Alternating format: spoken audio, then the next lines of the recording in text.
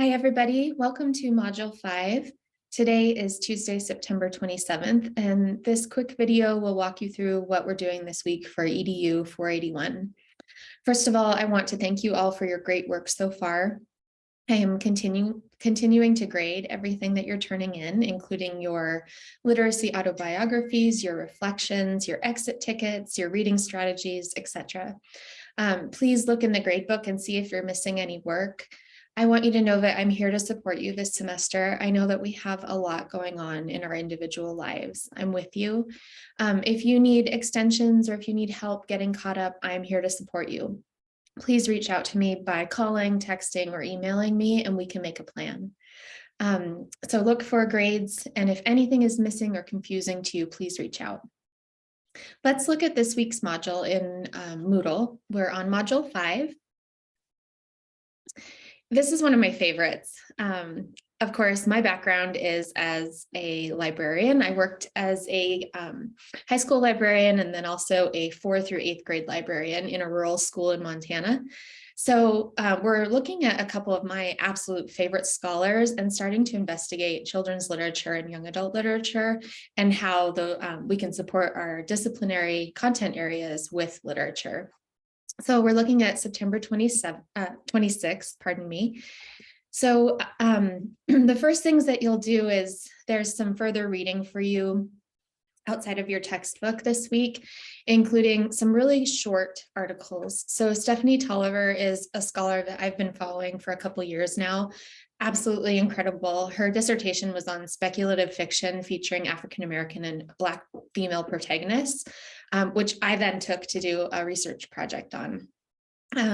We also have Rudine Sims Bishop's seminal article, Mirrors, Windows, and Sliding Glass Doors, as well as Stephanie Tolliver's most recent article that's just about a page long, where she expands upon this metaphor of mirrors, windows, and then she talks about telescopes. So I really hope that you enjoy that article. We'll also watch a video that I use in one of my other classes about the danger of a single story. Some of you may have watched this TED Talk before, a really incredible idea of how we have our own biases and we have stereotypes in our minds and how that people and cultures cannot be described in one way. Also, Bettina Love, we want to do more than survive. Bettina Love is absolutely amazing. She's doing some incredible work right now around hip hop and education. She's an amazing public speaker. I just really hope you enjoy all of these resources. Here's your checklist for this week. So you have your required readings. You have an optional reading strategy this week that you can upload, contribute to our discussion forum. I'll talk about that in a moment, but you can contribute in our traditional forum or using Flipgrid, excuse me. And you'll complete all 3 components, including a recorded think aloud and then an exit ticket. Be thinking ahead to our multimodal text set assignment that's due near the end of this month of October. I guess we're not there yet, October 23rd. So looking at your text that you chose and then expanding upon that assignment and working on it. Your required readings. So we have an important document from our Montana OPI department, the Office of Public Instruction. And this document helps you to learn to evaluate American Indian materials and resources for the classroom. The document is titled this. According to my students and my colleagues, we're not using really the term American Indian anymore. I encourage you to speak with that person or the people that you're talking with for and get their specific tribal affiliation name. But in general, I've been told to refer to Native American people as Native American, Indigenous. Sometimes we're using First Nations. That's more of a Canadian thing, but just a little note about that. Okay, so if you look at our syllabus, you'll see that you have a choice of text to use as your anchoring text for your multimodal text set. So if you haven't already started that, make sure that you do. Read chapter 2 in our Fisher and Frey text, setting the stage, building and activating background knowledge, as well as chapter 4, which is well read, promoting comprehension through read alouds. There are some articles here. You can choose one to read in addition to your other readings this week. Please let me know if any of the links don't work. I try to check those every week, but sometimes things slip by me. An optional thinking strategy here. And then your discussion forum. So this week you've selected a choice text to read from the list of options from our syllabus. And then you can again submit to the discussion forum here or in Flipgrid. And here are your directions. A brief summary of the text that you read. Make sure that you cite the source if you're including a summary. Then an explanation detailing how you might use this text in your future classroom.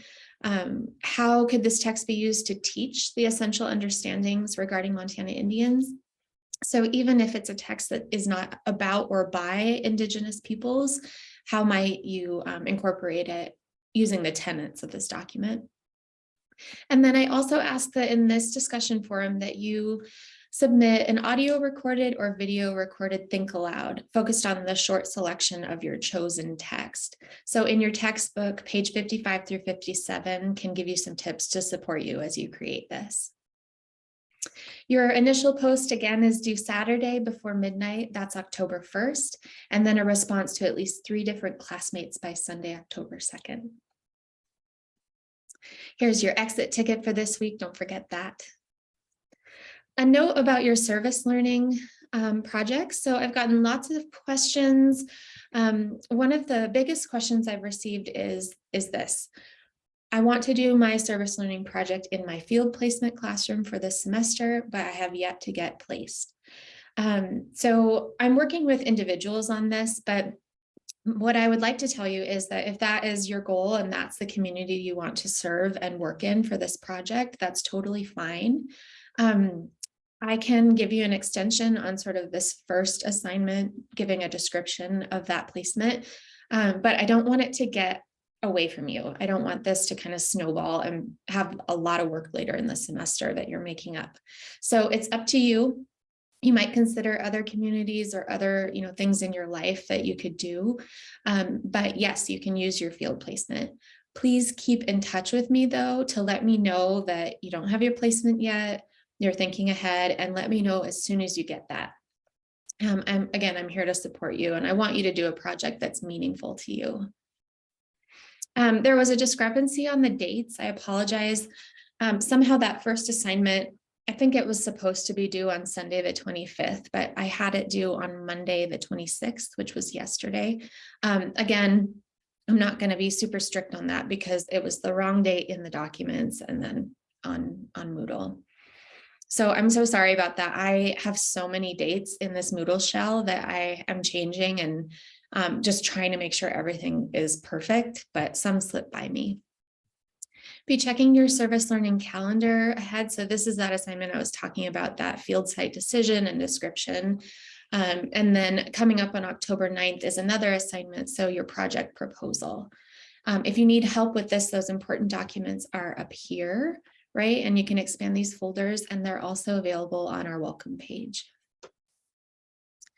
Okay, a quick note about these. Sorry, this video is getting really long. I am still working with IT to figure out why some people were able to submit lesson 1 and 2. This was way back a couple weeks ago, and some people were not able to do that. So stay tuned. So far, I'm not including these in our grade book yet because there were some people really out of your control and out of my control on the technology side of Moodle that couldn't get them submitted.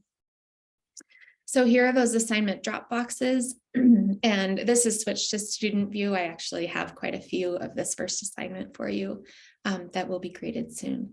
So a note about those due dates and then those places that you'll turn things in.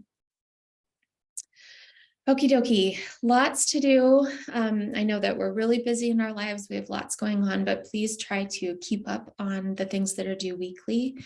I've also opened up module 6 for October 3rd, and I think I'm going to open up module 7 too, if you need to be looking ahead. I know that October and November get really busy. So I hope you're doing very well. And if you're in Missoula, it's absolutely beautiful this week here. Please get outside, have some fresh air for yourself, and I will talk to you soon. Bye-bye.